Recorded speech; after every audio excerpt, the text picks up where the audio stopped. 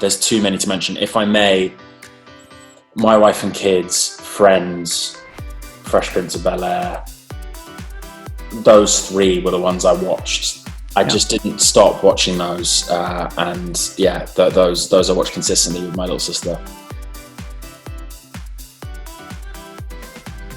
Gosh, I'm not sure. I remember watching Recess and feeling like I weirdly looked like Gus, Mikey, and CJ all at once. I don't know how that was possible, but I sort of, at various stages in my life, I've looked like each, depending on my weight fluctuation and growth and choice in clothing, I've actually managed to look like all three of those characters from the same show, which is slightly strange. So Recess in some ways charted my my school career.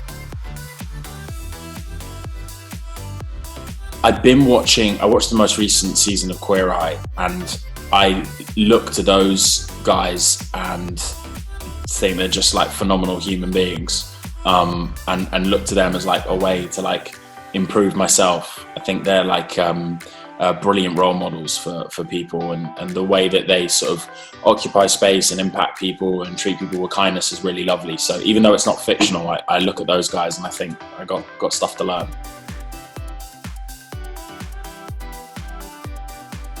Yeah. It probably would be Friends, and I think Rachel getting off the plane, that was huge. I remember me and my sister just going crazy, and I'm pretty sure I cried. That would make sense. I was a huge admirer of that show, and it's special for me as well because I watched it with my sister, and then I got to work with Jen, and that was kind of very cool for me. So. It was probably The Last Dance, which amazing. I did absolutely binge, and a friend of mine is a big basketball fan, and it was just, it was a slam dunk of a recommendation, if you'll pardon the terrible pun. It really was. I've never been more confident, delivering a recommendation in my life. I was wheeling away, celebrating before it had even gone in. I was like, I know you're going to love it. Yeah.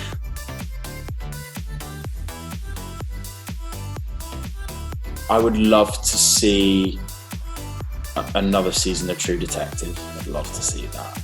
I was very glad that Top Boy got brought back because it was sort of 6 years in between, the last Top Boy and the most recent series. So I was very happy with that. I'd love to see True Detective come back. I thought it was great, and Cary Fukunaga's first series was exceptional.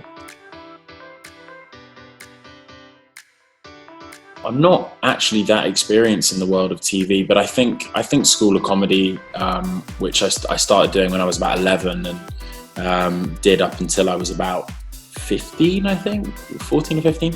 And that was so much fun, sketch comedy with, at the time, my closest group of friends, and, just having so much fun, changing characters and doing 3 or 4 different sort of sketches a day, and just having such a laugh and spending most of your time trying not to laugh, which is so fun. That was probably the funnest experience I've had in TV.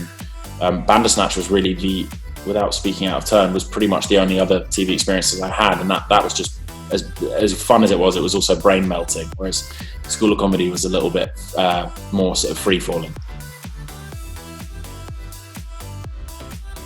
If people haven't seen it already, When They See Us, Ava DuVernay's When They See Us is really incredible.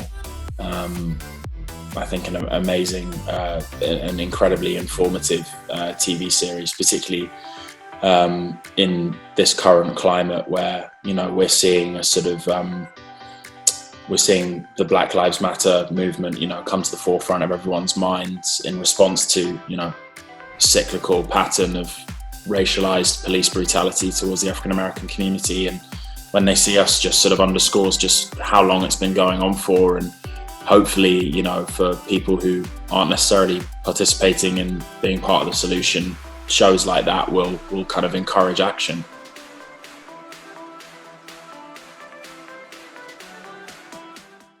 Like the sound of this video? All of our music was licensed from Soundstripe, a subscription-based royalty-free music library for filmmakers, podcasters, YouTubers, and more. Soundstripe. Keep creating.